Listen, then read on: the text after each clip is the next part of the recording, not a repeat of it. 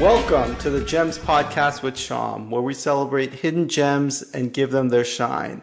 We dive into lesser known music, rare records, vinyl culture, and the words of jazz, funk, soul, rare groove, and international heat. This is for all you music lovers, sample hunters, beat diggers, e-diggers, and musical world travelers. I'm Shom, longtime record collector and music lover, music researcher who discovered music in reverse. I started off as a huge hip hop fan, tracing beats through samples, through jazz, funk, soul, psych rock, and everything in between. Digging is really endless, and I've always been fascinated by the context, history, and characters behind the music. Some of you may be music experts, OGs who have been in the game for years. Others may be newer and learning, but that's all good. As for me, I'm forever a student. On today's podcast, we have B-Man out of Charlotte, North Carolina, originally from Virginia. So glad to have you on the podcast today. Thanks for joining me. Man, thank you for having me, brother. I really appreciate it. All right, all right. I found your work not too long ago and I found it on the internet. I loved it. I think it's really hard to describe. I think it's better for the audience if you explain it. So if you could introduce yourself and explain a little bit about what you do. Yeah, some of you guys have seen my name online as just B-Man, no DJ. It's a little cartoon figure of me, but my friends call me B-Man. I've been going by that forever. My real name is Brandon.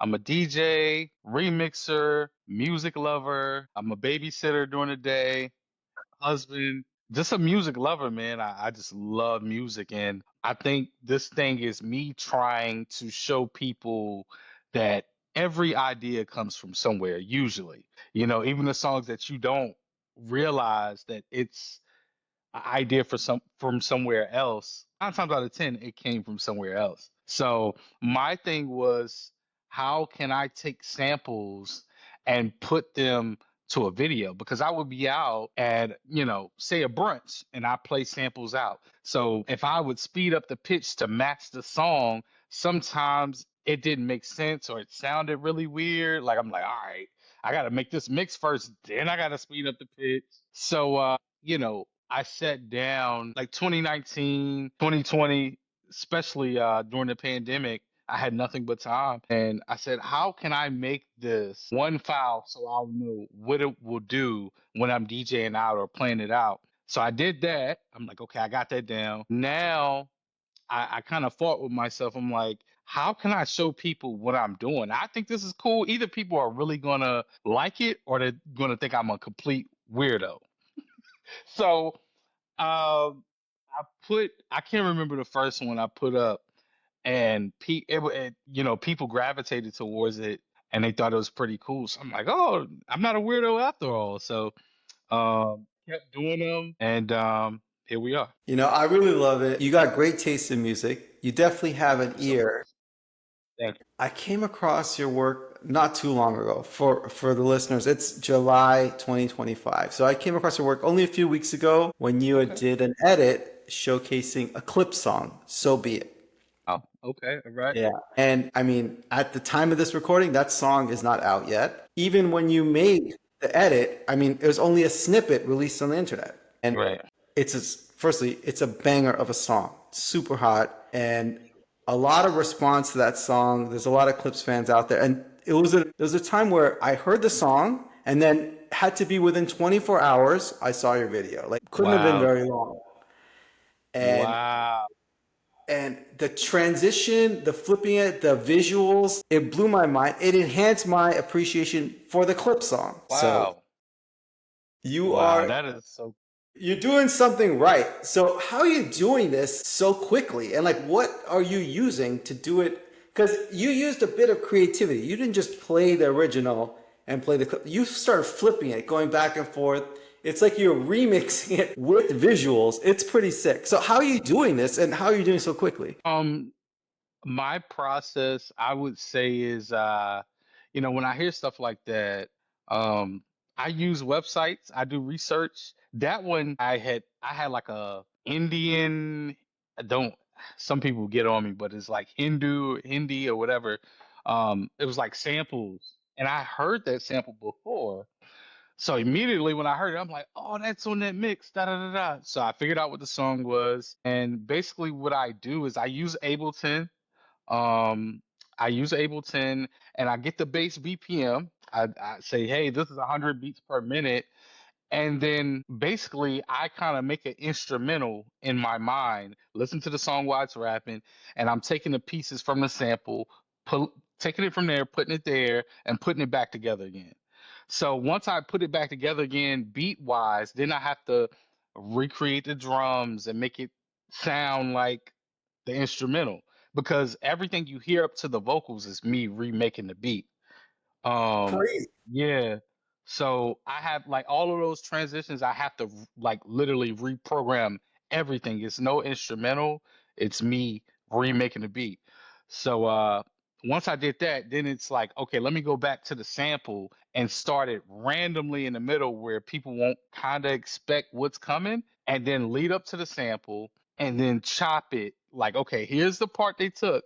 Now I got to show how they chopped it and put it back together. It's like taking Humpty Dumpty apart and putting them back together again. Then after I do that, I make the edit. Then I have to put it in Adobe. I use Adobe Premiere. I put it in Adobe Premiere, and I use my imagination. It's literally like, what video could go with that? And I took the real video. That's the end result. And everything up to that point is me just taking a random video I found on YouTube, a movie, chopping it up and trying to make it look like it's saying what I did. I mean, it's really good. That explains Thank a you, man. lot. It shows Mhm. even more about your creativity, your Thank you. skills. I mean, I'm sure you've made beats in your life, otherwise you wouldn't be able to do this. Yeah. Probably maybe video editing too. It's not a lot of people who have those skills or would even Yeah. think to do that. So it's pretty great. Sure. Sure. Thank you. I enjoy it like hell. It's interesting what you said. So, good friend of mine, he's a music producer, and as soon as I heard this song, I go on my like group chat and said this, you guys hear this new shit by the Clips. This is great. And then I sent your edit, Hmm. and he's like, I think I know this sample. It's from some kind of sample pack he has. And then I'm like, no, it's not. It's from an older song. So I'm not sure where Pharrell got it from. I mean, who knows how these things come to be? Maybe he found the sample. Maybe someone brought it to him. Who knows? I mean, he's a genius. Right. Where did you first hear it? Like, how did you find the sample? How did you know what it was? Like I said earlier, basically it's a sample mix. I got like this world music, like Timbaland has sampled from it and all these things. And it's kind of like a long mix. And I just used to listen to it. And as soon as I heard the sample, I was like, oh, that's that. Then after I heard it, I went to whosampled.com and confirmed Yeah. that that's what it was. Okay. So I'm like, okay, that's it. I need to get the file. Got the file, and I'm like, okay, yeah, let me go ahead and try to reprogram this. And by the way, I'm a huge Neptunes, Pharrell and Chad fan, like Yeah. huge. So anything they do, man, I'm like, did you hear that? I gotta have it. So yeah, They're geniuses. I mean, they own a whole era, and obviously it's not absolutely. over. They keep making hits, Hmm. and I love it when they make this kind of music. I mean, they do a lot with the Clips, and let's just say it's like even within the world of the Neptunes, this is like its Yep. own thing. Yep. And I mean, it's an unbelievable song, and we're talking about it, dude. It hasn't even fucking come out yet, so Yeah. Yeah. it's imagine when we hear the Yeah. whole thing. I mean, maybe you've heard it, Yeah. but I can't wait. Hell of a group, hell of a song. What you did, like I said, made me enjoy it even more. Absolutely, man. Absolutely. I can't wait till the album comes out. I'm super Yeah. excited about that. Yeah, yeah. I mean, it's also cool. It's like, hey, that music, it sounds really fresh. It's being released in a way that's like really modern. They shot a video, they shared snippet on Instagram weeks before it's released, and everyone's talking about it. I mean, that wouldn't have worked 20 years ago, right? Listen, the marketing behind this new album is incredible because I feel like Pusha is, first off, Malice being back is incredible within itself. I never thought I'd see the day he come back to the clips. I mean, Pusha beefing with, who is it? He's beefing with Drake, of course. Who else Of is he course. beefing with? I forgot. Travis Scott. Travis Scott. I mean, that's going to get the people talking within itself. So then they got a Kendrick verse. I mean, come on, man, they can't lose. They cannot lose right now. I love the Clips. I love Drake. I'm from Toronto, so I definitely love Drake. Oh, I like all these groups. I like Travis Scott. I mean, I'm too old to be involved with. It's like WWF at this point. I mean, I feel right, like promotion and battling is part of it. Maybe they like each other. Maybe they don't. All these dudes have right, made hits together. So what right. do I care, right? Whatever's the best song. And the reality is, it's kind of like all different music. Drake's got many great songs. I love it. I mean, he brought up my whole city. He gave Yeah, a lot of people a lot of opportunity who've made like a great life out of working with him. right. And I love it. I like all music. I mean, I love Clips. I've always loved the Clips. I mean, there's no way it's gonna Absolutely. stop. Yeah. I think it's good for hip hop, man. I think, with today's climate, with music going on, I think this is great for hip hop. Like, even if they are on the phone, like, let's act like we're beefing, whatever the case may be, it's great for hip hop. We need this right now. Yeah, I think it's good. I think it's good. I think the competition, it's good. It's always been there. Uh, Yeah. I mean, it's always been there. I think it's fine in a way to get each other to make good songs. Maybe they like each other, maybe they don't. Who knows? Sometimes, maybe because I'm older, I feel like sometimes these things go too far, right? Yeah. That's true too. And sometimes it's like bringing each other down too much. Yeah. But look, these guys are like Yeah. thoroughbreds. They're competitive. I mean, you can't hold someone like that back, right? They're gonna do what they're gonna Yep. do. Yeah, Yep. yeah, That's correct.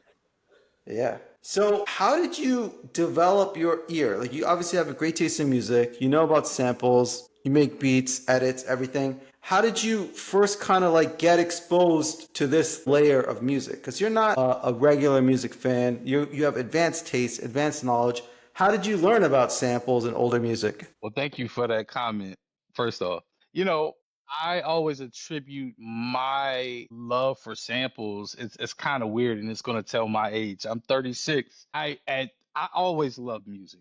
Like hands down, when I tell you all I did as a child was watch BET, MTV, VH1. My punishments were you can't watch videos, you can't listen to the radio. I'm like, no, no, no, take the phone, take my toys. I'm taking away your CD singles. And one of the first albums I owned was Ooh on the TLC Tip by TLC, right? And I remember hearing that album. I had the cassette and the CD, and I was at my grandfather's house, and in his bedroom, I don't know why, he had a component set with a record player in his bedroom. And it was weird. It was like when you put a cassette in, it wouldn't play the full stereo image. It would play like the inverse of the song. So you would hear all the reverb and then you would hear the sample because it's mono.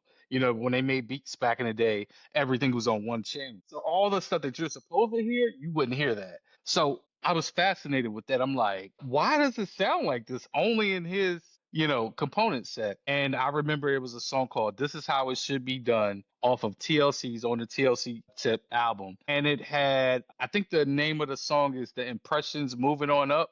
I think so. And I remember somebody in my family had played that record before. And I'm like, I've heard that before. Like, now it has drums over, like New Jack Swing drums. And from that day, I was fascinated with samples. Like everything I heard, I'm like, oh, I've heard that before. That's cool in the game. And then, with me later on in life becoming a DJ, I would get records from my uncle and just go through them. And I'm like, oh, that's Curtis Mayfield. And I've heard that before. That's Mary J. Blige. And then as time goes on, being a DJ, you being out and playing samples and it just became a thing for me. That makes a lot of sense. I like to hear how people get into it because it shows a lot about the era. There are kids today who can learn about music very quickly through Sure. YouTube, and that's great. There's also, I mean, when I started, I had tapes and records, and I mainly started gathering this older music through records, actual vinyl, and Okay. people giving me vinyl, listening to vinyl, friends lending it to me, or go to their house and listen to it. Also, taping the radio is something I did. Pause tapes, making loops like that. So that's like a certain era, and there's obviously older and there's younger. So it Yeah. influences like how you learn about it. but Yeah, it's all kind of the same. It all works, right? that's right. Yeah. So when you think about these edits, I mean, what's been the response? I think it's amazing, right? Are people kind of responding to it, coming to you? Have you heard back from any other people about this? I think I was telling you earlier. So like when I first posted the first video, I either thought people were going to think I was the biggest weirdo, or either they were going to find this very cool, right? So the first one I posted was around 2019, 2020, and it did well. And I just kept doing them, trying to figure out different things. And I think my biggest thing was to brand while I was doing it, is put my logo so people would know who was actually creating the content. And this, I think this was more so before I considered it content. And then, the pandemic happened. Once the pandemic happened, I literally had all day, all night to kind of, work out the kinks. And I sat down. There was a video that was being passed down at Jazzy Jeff's playlist retreat. And somebody gave me this video of Lord Finesse talking about how to use Ableton. Before, I was using Adobe Audition, which is not really made for like edits. It's more so voice tracking, radio imaging. And then once I watched that video, I had some basic knowledge of a DAW and how to put together songs, because I used to produce as well. And Ableton before, it looked like a spaceship to me. And I watched that video, and then I sat down with a guy I think he's out of Vegas, DJ Control. He also gave me a rundown on Ableton as well. And then once I learned that, oh man, it cut down the time of me working, because like I said, Adobe Audition is not made for that. That's like calculus, trying to do an edit on. So once I did that, I think I posted one, and the first person I think that caught it was Jazzy Jeff. And this is Jazzy Jeff is my Michael Jordan. So, you know what I mean? Like, I'm, as a DJ, that's the only, anybody who knows me is Neptune's Jazzy Jeff. You know what I mean? So I remember this. Do you want to hear the story behind how Yeah, I we love to hear the Okay, cool. story. Yeah, we So got time. We got time. so there's a guy out of Chicago. His name is DJ B Man. Ironically, we met online and we've been cool ever since. That's like my brother. And we'll DM each other, call each other. And I seen he had posted, "Oh, Jazzy Jeff just followed me on Instagram. This is crazy. I don't know where this came from. This is the best day ever." Like, he's going off. He posted this in his story. And I messaged him being funny. I'm like, he really meant to contact the real B Man, right? I'm being funny, but all in good spirits. That's, wish him much success. And he's like, "Man, whatever, da da da da." And like 2 hours later, I get a phone call, and it's B Man. I'm like, "Hey, what's up, man?" I was like, "You called to brag in my face?" He's like, "Man, do you know X, Y, and Z?" I'm like, "Yeah." He's like, "I think Jeff actually meant to follow you, and he followed me." So I was like, "Oh man, this is awkward, but at least you got a follow out of it. You could build a relationship." You know what I mean? Immediately after I hung up, he was like, "Hey, I'm gonna give him your information, blase blase." And he followed me, he DM'd me, and I'm like, "Bro, this is not Jack. This has got to be somebody like working his account." Like, I'm like, "Bro, this is not Jazzy Jeff." And so he was like, "I got your music from X, Y, and Z, and somebody sent this to me, and I just want to say good job, and you're dope, blase blase." So I'm like, "All right, thank you." Man, that made my day. I thought that's just what it was. He followed me.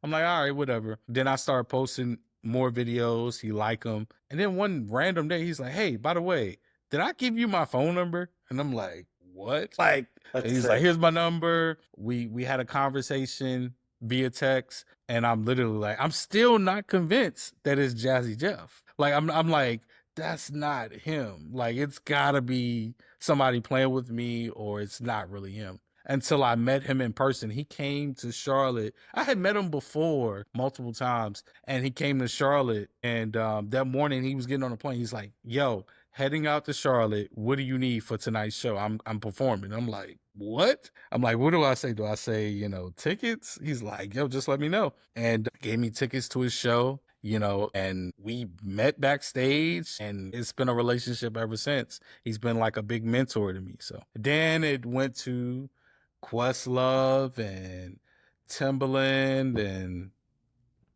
a whole bunch of people. I love to hear that. You mentioned a lot of legends. DJ Jazzy Jeff, a great artist, actor, and then DJ, amazing ear. He's like educating people while he's playing.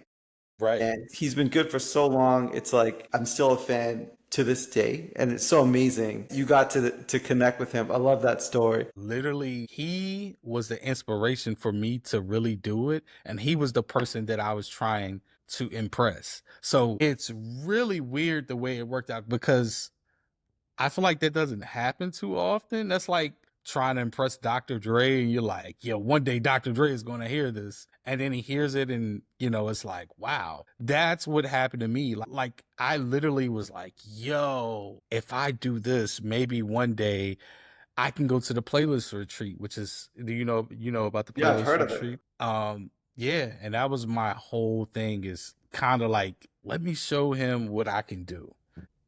There you go. I love that story. I love that. I love how you mentioned Lord Finesse, one of my all-time favorite Yeah. artists Yeah. and producers and everything. Kind of, he helped popularize beat digging just in the way that he talks about it too. I love that. Yeah. I mean, Yeah. it's amazing what you're doing and how people are responding. I really love it. Have you got any challenges to the stuff you put out there? I would say in years past, some producers don't love sharing their samples. I mean, let's say many, many years ago, maybe before they were cleared. In this day and age in 2025, it's kind of hard to put something out without clearing it. I mean, I'm sure it happens. The internet exists. Who sampled exists. People like you and I exist. We can figure it out. Have you got any pushback on the fact that you're doing this? Honestly, no. I can't believe I can't believe it, but no. I think in the beginning it was hard to try to post copyrighted music more so with the videos. Like that was a big, like sometimes I would post one and I do the video and then all of a sudden it's like, yeah, Instagram blocked this video. And I'm like, man, like how do I get past it? And then once I figured that out and they kind of, you know, relaxed on blocking music, unless you post more than like 30 to a minute more of the video, then they'll block it. But they kind of relaxed on that because I feel like they figured out like, yo, this is the way the internet is going. We gotta let our guard. TikTok is doing it, so why can't we do it? I'll tell you a funny story if you want to hear that. Please go ahead. Earlier this year, I revealed the sample to "It's a Party" by Busta Rhymes, which Easy Mo B, legendary Easy Mo B, produced the beat, but nobody knew what this sample was, right? And I did something with Dreamville at Dreamville Fest, and Easy Mo B was there. So when he seen it, I was like, yo, and he's one of those people. He doesn't tell his samples. Like, you're not going to get that out of him. He's from that era. Exactly. He's from the golden era. Great producer, amazing producer, one of my favorites. But that's just how it was Absolutely. back then. Not only Yeah. like for getting samples called out, copyrighted, it's just how hip hop started at that time, right? Sure.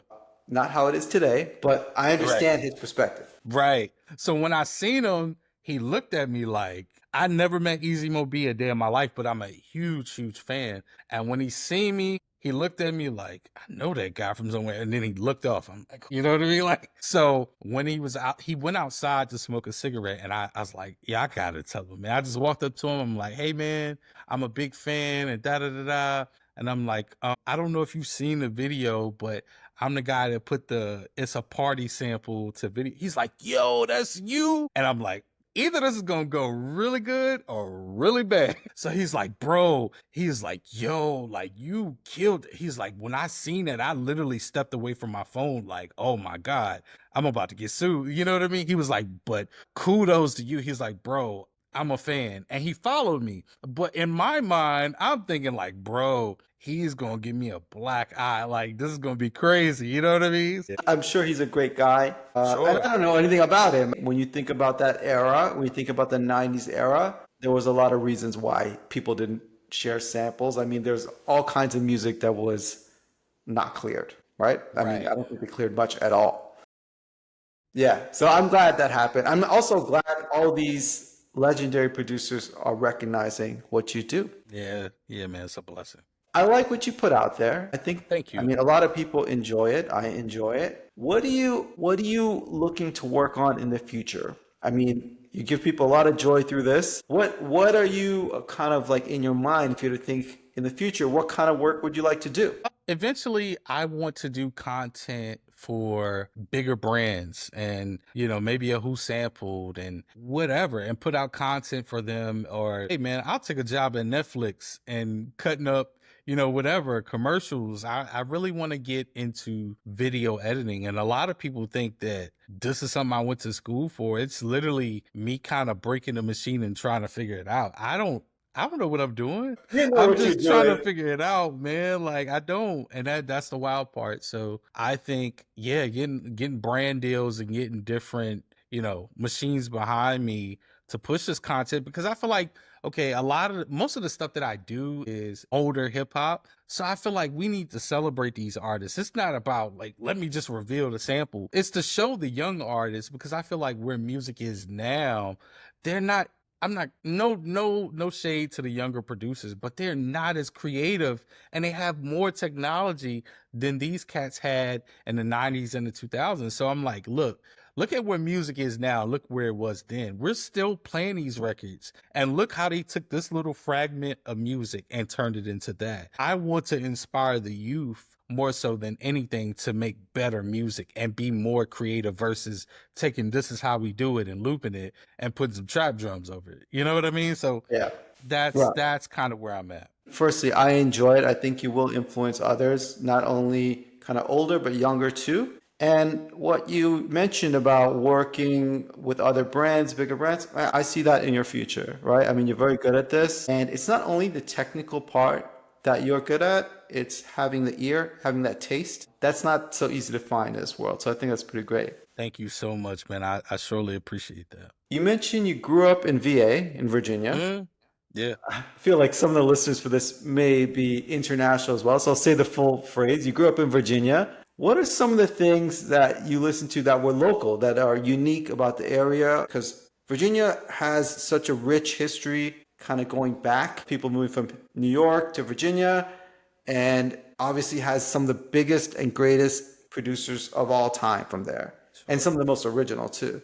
Sure. Tell me about how that influenced you, what kind of music you listened to at the time. At the time, man, I listened to, it was a guy out of my county, my town. It's not even a city. It's a town called South Boston, Virginia. There was a guy named Grandmaster Slice who did a record called The Electric Slide, Shall We Dance? And he was like a local celebrity. He was signed to Jive Records, and his video used to come on Rap City. And the crazy part is he lived in the same apartment complex as my aunt. So literally, I'm over my aunt's house. She's watching me, and I'm looking at the blinds. I'm like, "Oh my God, that's Grandmaster Slice!" And you know, 5 minutes later, I would see him on Rap City. So I listen to things like, he was a huge inspiration to let me know that, yes, this is a thing that you can do being from this little town. Then, you know, I would go to Farmville to Walmart. I would see, it's a rapper named The Lady of Rage who was with Yeah, Snoop and Dr. Dre. of She's from course. Farmville, which is literally about 30, 40 minutes away from where I'm from. So it's literally like the same town almost. So I would see her in Walmart. I knew her music, Afro Puffs, for sure. Yep, correct. But I just assumed because she was with Dr. Dre that she was from Los Angeles somewhere, Compton or something like Right, that. right. She's originally from Virginia, and she would be in Walmart. Then if you go, you know, an hour and a half down the road is Richmond, Virginia. There was a cat named Mad Skills who coincidentally I'm really cool with now. He was another one of the first people that I seen like on TV, and I'm like, bro, I didn't know him at that time at all, but it was just like, yo, he's from Richmond, like that's crazy. So these are the people I listen to. And then of course, you know, when I turn, you know, 6, this sounds super crazy. When I'm 6, I'm listening to Timbaland. I'm listening to Jodeci, not knowing it's Timbaland. Then I became a huge Timbaland fan. Like up jumps the boogie. From there, it was out of here. And then coincidentally, Neptunes. I didn't even know Neptunes were from Virginia. It was just I gravitated towards their music. Teddy Riley. It's crazy. All these people are from Virginia, but at that time, I really didn't know they were from Virginia. It was just I love their music because it didn't sound like necessarily East Coast. It didn't sound like West Coast. It had go-go elements, which is from DC, and we listened to go-go. It had a bit of everything. So these are the people I gravitated towards. And then when I got older, I got to see Future Recording Studios, which is where Teddy found Pharrell and, Timbaland and Bink and all these people came from there. And that was right in Virginia Beach. Michael Jackson did Dangerous there. It was just, man, I think Virginia, because I lived there, there's nothing there. So when you're there, you're just trying to catch a vibe off of anything that's walking past you. It's like, oh, that's go-go, that's pop. How can I fuse all this stuff together and make one thing? So I listen to everything, man. Everything. I mean, you definitely have an ear, and Virginia seems to have influenced you. You mentioned a lot of my favorite artists. You mentioned Grandmaster Slice is someone I have to look up. I mean, I've never heard of Yes. him. Yes. And I'm always a student. There's always more I could learn. So after this podcast, I'm going to definitely look that up. Please. Mad Skills, one of my favorites, Freestyle Fanatic. Mm-hmm. Great flow, great voice, and Uh-huh. was a part of I'd say one of my all-time favorite songs. Maybe you heard of it. Extra Abstract Skills. Absolutely. Classic. Banger. Absolutely. That is like my kind of golden era, Raucous era type shit. It was amazing. And There you also go. Bink. Huge fan of Bink. Yep. Bink is the creator of the Blueprint era sound. Mm-hmm. Really put that soul sound in a new way. Mm-hmm. And I love the work with Jay-Z. I love the work with Rick Ross. I feel like he's Sure. done a lot of great, almost on many albums, great work with Rick Ross. Absolutely. And he's got a way of using that soul sound, making it new and fresh. Correct. Shout out Bink, man. That's the Yeah. homie too. I mean, he's a legend. He's a Mhm. legend in the game. Sure. Tell me something that you're excited about these days in your career, in your life. It can be whatever subject you want. What gets you excited these days? First off, I'm excited to be a father. That's most important to me. And I think the most exciting thing for me right now, besides that, is this. I think people gravitating towards something that I thought the world may perceive me as a weirdo, and they love it. And any given moment somebody's sharing a video and I look at my phone. For instance, the other day I went viral on Twitter and TikTok, and I'm like, this video was like 3 years old, or you know what I mean? I'm like, that's kind of crazy, man. I think I get a rush off that. That really makes me feel whole, man, that people appreciate music. They see this as art, as to where I was just doing it kind of to play out. And then I got bored and, hey, let me see if people think this is cool. Let me post this, and it just turned into a thing. So that's what gets me going, man. I love it. I love it. It's really unique. You are trying things out, and it's super creative. The combination of music, editing in this way that people can understand. And you got to have a lot of different skills to do what you did. So I think it's pretty awesome. I mean, I really enjoy it. Thank you so much. Where can people find out more about what you're doing? Where can they find more of your work? Maybe if you could let the people know, and they can check it out for themselves. So I have edits on patreon.com. That's www.patreon.com/just JUST B man, B as in boy, AN, no DJ. So www.patreon.com/just B man, no DJ. I have an official website coming soon. Also, I have my own podcast, which is the Without No DJ podcast, where we focus on, classic hip hop DJs. We have like Shakim, L Star, DJ JC, different cats that have made a mark in the game. So, yeah, I kind of do it all, man. You can catch me there. You can catch me on Instagram at just B-Man No DJ, all social media networks at just B-Man No DJ. Well, brother, thanks for coming on. I Yeah, thank you really for having enjoyed me. speaking to you. And Thank for you the for having me. listeners, thank you for joining for this interview with B-Man. I figure I explore music for fun. I do it when no one's looking, and I have since I was a kid. I know there are other people like me out there with similar tastes, like B-Man. I hope we could celebrate these gems together. Peace.